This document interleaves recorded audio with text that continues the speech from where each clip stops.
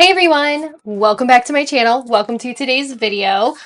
And we are talking about makeup that I feel like the beauty community forgot. So what initially started this video was another creator here on the platform. She likes to cover all ColourPop. Her name is Ellison. And she was talking about It's All Good. It's a 30 shade eyeshadow palette from ColourPop. And it was released 3 years ago.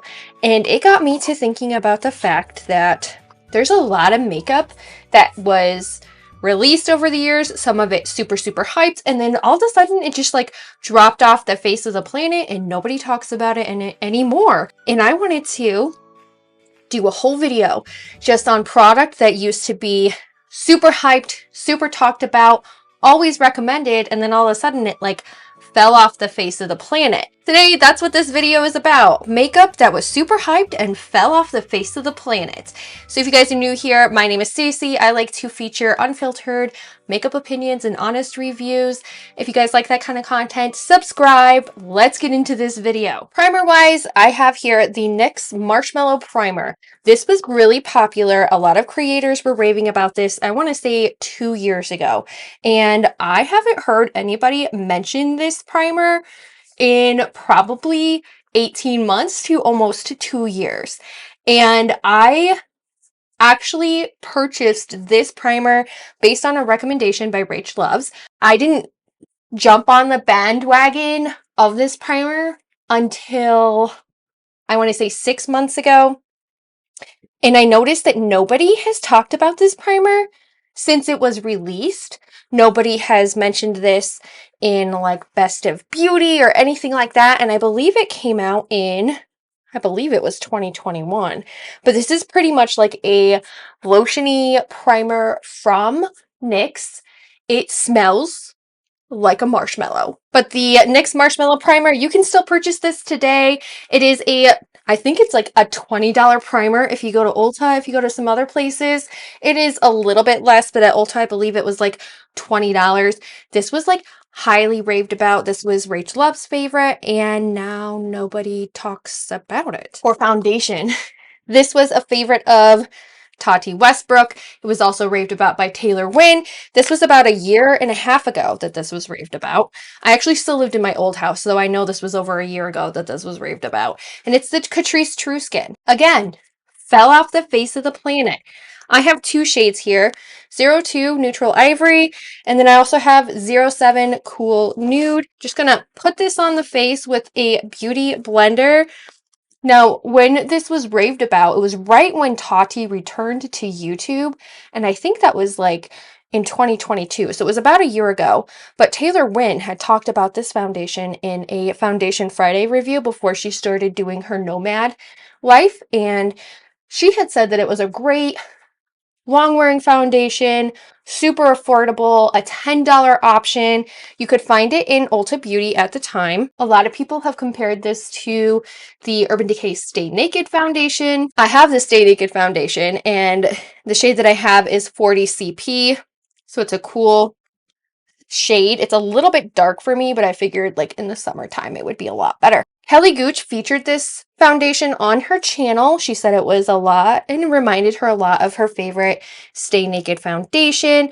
Like a lot of creators were raving about this foundation. Tati said it had like one of the best longevities for a like drugstore foundation she had ever tried. I actually ended up buying this foundation when Taylor Wynn had raved about it on her channel in one of her Foundation Friday videos, and I had bought the cooler shade. It was the 002 Neutral Ivory, and I have to admit that like at first I did not like it because it was way too light.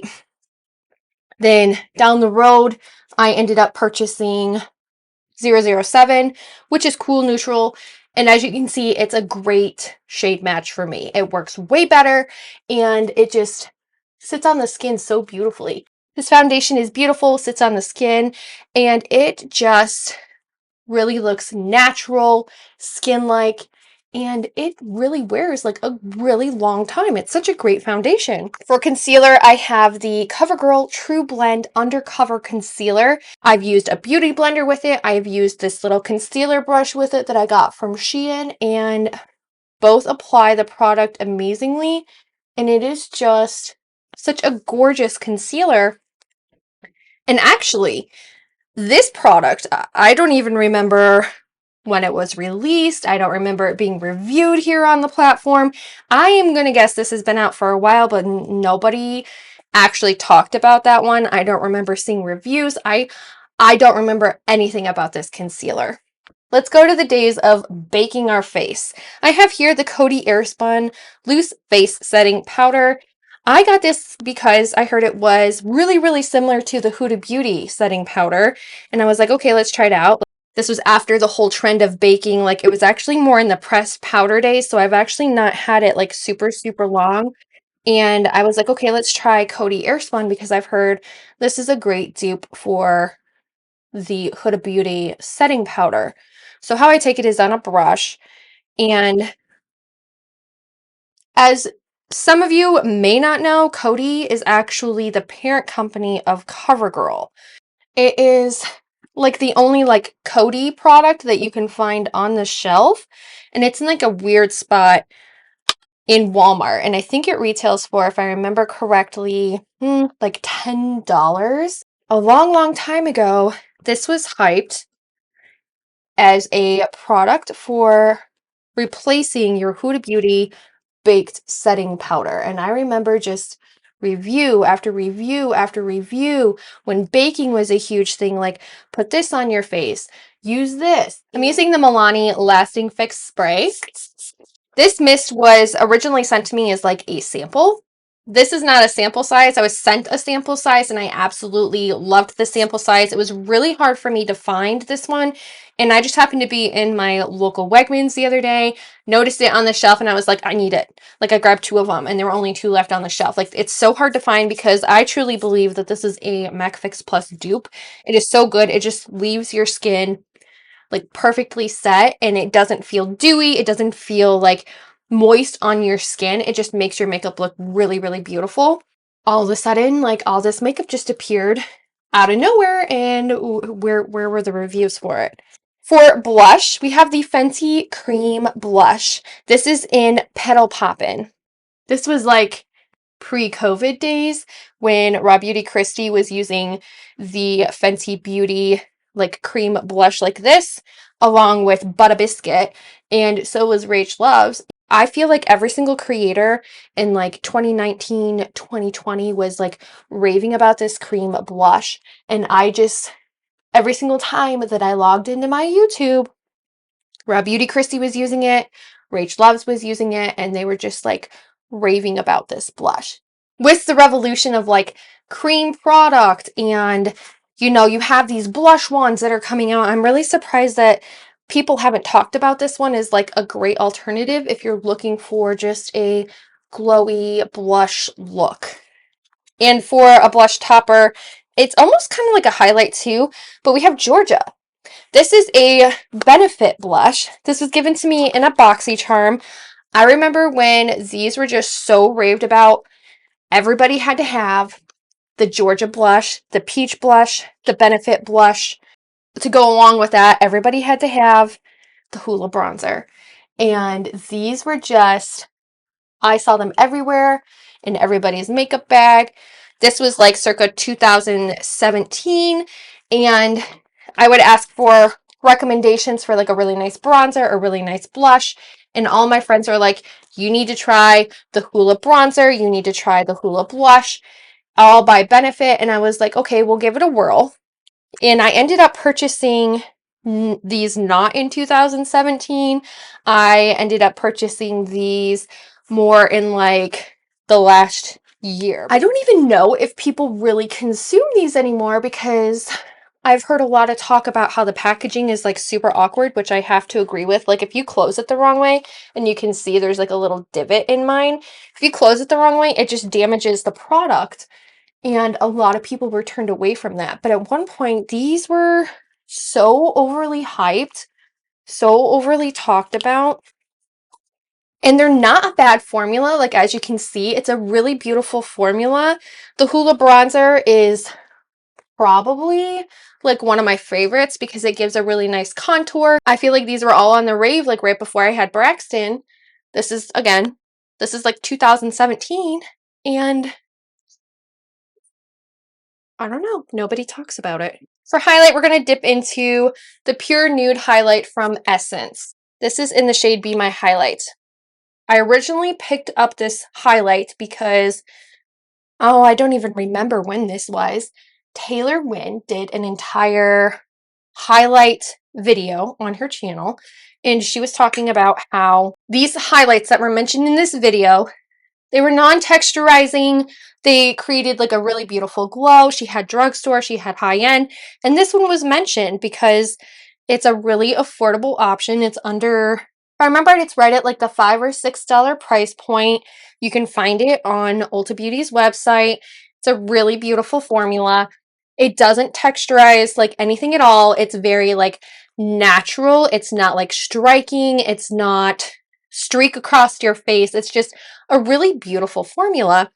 And I remember Taylor Wynn reviewing it, and I was like, oh, that's really good. That was the last time it was really talked about, was when I watched that video. So as we all know, ColourPop releases so many palettes. I don't remember when this actually came out. I had to actually go and look because it came out like 3 years ago. I actually didn't even know that it was still purchasable on ColourPop's website.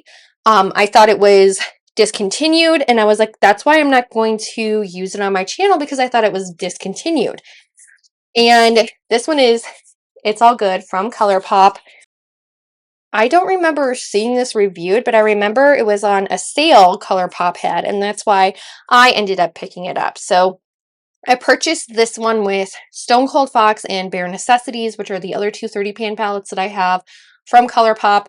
This one is like a pinky purpley with a little splash of yellow thrown in there and some neutrals. It does have a couple of glitter shades in here. And this was just, it also has a duochrome, which is down here. And this was just one of those palettes that it was when they started doing like mega palettes, the 30-pan palettes, and this was like one of their original like mega palette releases. And like I said in the beginning of the video, I was watching a video from Allison, and she was highlighting on this, like, is it really all good? And I was like, that palette is really old, and I do have it. And then I was like, but how old is it? And I haven't heard anybody talk about it in forever.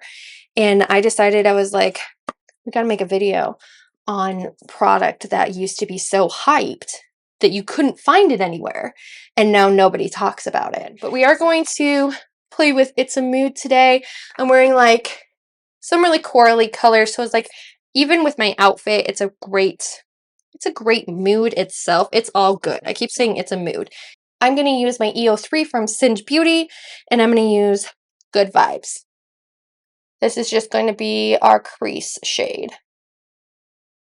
Like, this is such a like pink palette, and it has some great neutrals in it, but I don't even remember, like, I had to go into like YouTube archives and see when this palette was released, and it was originally released 3 years ago, according to YouTube. And it may have been a little bit longer than that, because sometimes like the time codes are off, like the date codes. But according to YouTube, this was released 3+ years ago. A lot of the other 30-pan palettes don't have glitter in them, except for, like, I don't know actually how many do, but I don't remember it being like a huge thing. But I'm going to use this shade down here, and it is called Rock Sugar. Now, this palette wasn't necessarily like hyped, but like, I do remember a lot of people really kind of criticizing ColourPop for doing a 30-pan eyeshadow, especially because, you know, Morphe does like their 32 shade palettes or whatever like that. And I remember this, like, there was a lot of buzz on the YouTube space about these larger mega palettes that ColourPop was releasing. And while I have two other palettes, and there are some great like matte palettes and you can pop out the shades, like a lot of people were just not very impressed with the fact that at the time that ColourPop was trying to venture into these larger mega palettes when they weren't really like asking for it at that time. And I feel like because of those feelings toward like mega palettes, like I feel like It's All Good kind of got lost in the mix. And since then, I was actually on the ColourPop site to see if like you could still purchase this palette. And while it is still purchasable for like, I think it's $32 that you can purchase this palette for still, I can't even like explain how many like mega palettes there are that ColourPop has that I have never seen before. I was like blown away by how many mega palettes there are. So I'm just going to take my EO3 again and we're going to buff out any harsh lines that we have. ColourPop has a really good eyeshadow formula. Like their mattes are beautiful, their foils are absolutely insane, and their glitters, I know they've changed up a little bit, but overall they have a really good like beginner formula, and it's a really good formula overall. So I'm going to use Happy Go Lucky. Just going to put this on the inner corner because like I don't want anything like too over the top, but this is really pretty. Let's see how it performs. And I am going to clean this off with my Sigma Switch. And we're going to use that duochrome shade. It is Downtime. This is like a blue to a pink, I guess. But we're going to put it right here. Can't, like, the duochrominess is like, you can't really see it. It's not really there. It's pretty. Don't get me wrong. But like the duochrominess, it isn't there. It isn't like, it doesn't pack that punch that a lot of other duochromes do have. This palette in particular, like, it is one of the only palettes that has like more of a duochromy like shift to it. The Raw Beauty Christie palette does have one as well, but it's just, ColourPop really isn't known for their duochromes. So I'm just taking the transition shade that I use, Good Vibes. We're using my EO4 and shading the lower lash line. Very like neutral leaning with a little bit of purple. I like the way that my makeup is looking so far. We have some high end, we have some drugstore, but overall like this makeup is looking really nice. And to finish it off, we're going to do obviously mascara, but we're also going to do the brows. And I have the Give Me Brow from Benefit. I don't remember my shade because the label has worn off, but I actually received this in a BoxyCharm long after the hype of this product was gone. But I mean, I remember a lot of people talking about this product and how a lot of people were trying to also find dupes for this product at one point. And when I received it in my BoxyCharm, I was like, yeah, like that's awesome. I am so happy I got this. And it is a great brow filler. I feel like it has like micro hairs in it or something, but it is a great like brow filler. It combs my brows. It really just, it makes them like stay in place without being like too stuck to my face, like soap brows.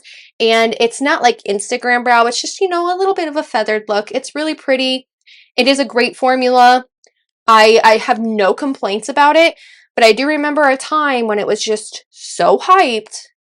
You couldn't find it anywhere and everybody was talking about it. So we're just going to put on some mascara that I have open. I don't have any like overly hyped mascara. Some ones that do come to mind are like the Sky High mascara. And I personally don't like that mascara like at all. Right now, this one has been pretty hyped. It is the Anti-Gravity mascara from Milani. And this is such a beautiful mascara. It really gives me like false looking lashes and it just makes them look full and beautiful.